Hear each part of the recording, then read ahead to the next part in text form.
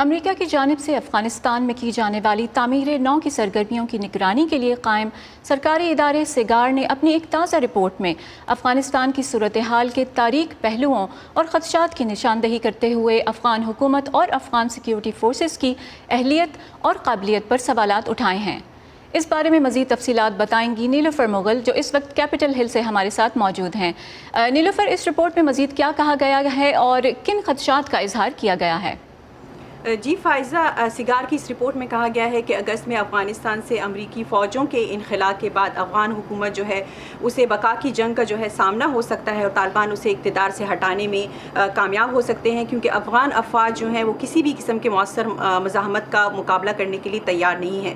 Afghan national defence and security forces نے اگرچہ کچھ اضلاع پر جو ہے وہ دوبارہ قبضہ کرنے میں کامیاب ہوئے ہیں اور افغان حکومت بھی 34 اضلاع میں 34 صوبوں کے جو دارالحکومت ہیں وہ ان کے کنٹرول میں ہیں، لیکن عوام کی جانب سے جو اطلاعات سامنے آ رہی ہیں ان کے مطابق افغان سیکیورٹی فورسز جو ہیں وہ طالبان کا مقابلہ کرنے کی صلاحیت جو ہے وہ نہیں رکھتی۔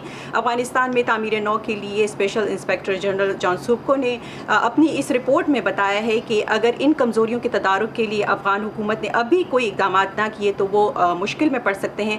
کل انہوں نے صحافیوں سے گفتگو کرتے ہوئے اس رپورٹ کے حوالے سے افغان حکومت کو یہ تجویز دی کہ ابھی بھی ان کے پاس وقت ہے کہ وہ صورتحال کو سنبھالے۔ اس کے علاوہ اس رپورٹ میں یہ بھی بتایا گیا ہے کہ افغانستان کی جانب سے ایسے کوئی طالبان کی جانب سے ایسے کوئی اشارے جو ہے وہ سامنے نہیں آ رہے کہ وہ اپنے تشدد میں کمی لائیں گے اور اپنی کارروائیاں جو ہیں وہ کم کریں گے۔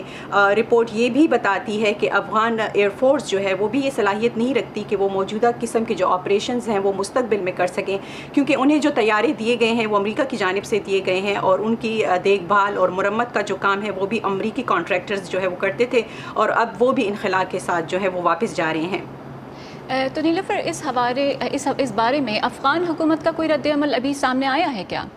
جی فائزہ، بالکل۔ افغان صدارتی مشیر ہے وحید عمر، انہوں نے اپنے ایک ٹویٹر بیان میں یہ کہا ہے کہ افغان حکومت کو بقا کی جنگ کا سامنا نہیں ہو سکتا۔ طالبان جو ہیں وہ ابھی تک مظالم، بدحالی اور غربت کے سوا جو ہے افغان عوام کو کچھ بھی نہیں دے سکے اور انہیں جلدی نکال باہر کر دیا جائے گا۔ افغان سیکیورٹی فورسز یا جو افغان لوگ جو نہیں چاہتے کہ افغانستان دہشت گردی کے ایک اور تاریک دور سے گزرے، وہ انہیں نکال باہر کریں گے۔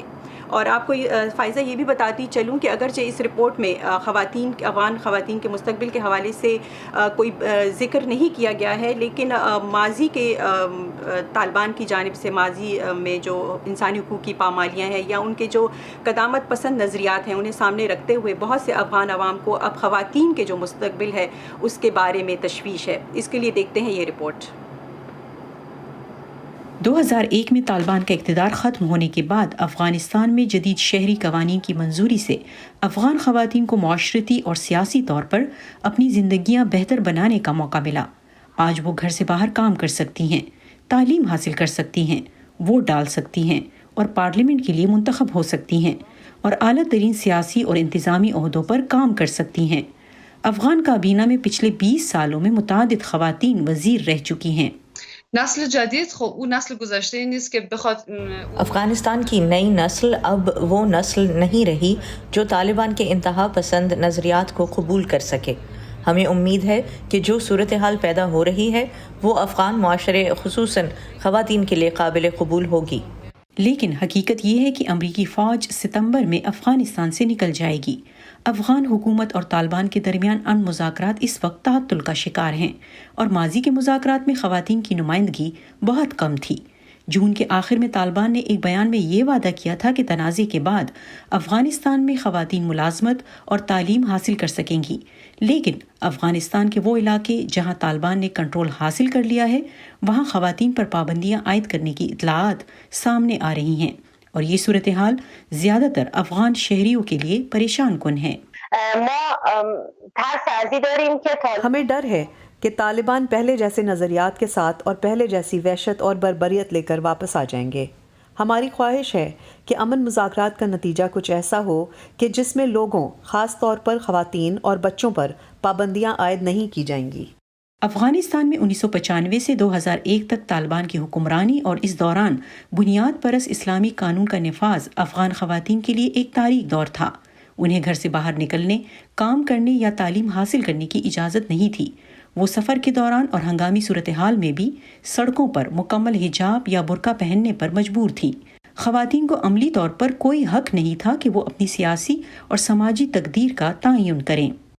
بزرگترین دغدغه زنها گرفتن حق انتخاب از اونهاست. خواتین اور لڑکیوں کے لیے سب سے بڑی تشویش زندگی کے تمام شعبوں میں انتخاب کرنے کا حق ہے۔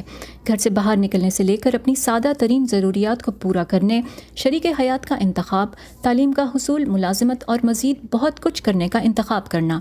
خواتین کو یہ خدشات لاحق ہیں کہ اگر طالبان واپس آئے تو انہیں گھروں میں قید کر دیا جائے گا۔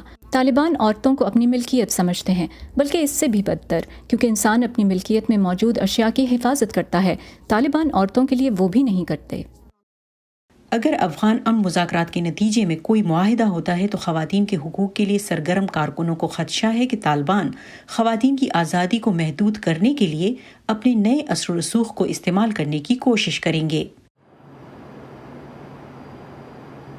رپورٹ آپ نے دیکھی۔ اگر امن مذاکرات کی بات کریں تو افغان حکومت اور طالبان کے درمیان مذاکرات کا نیا دور قطر میں 19 جولائی کو بغیر کسی پیش رفت کے وہ ختم ہو گیا، لیکن اس وقت تشدد کو کم کرانے کے لیے افغانستان میں جو آس پاس خطے کے جو ممالک ہیں وہ طالبان کے ساتھ رابطے میں ہیں اور وہ سفارتی کوششیں جاری رکھے ہوئے ہیں۔ جی فائزہ، بہت شکریہ نیلوفر آپ کا۔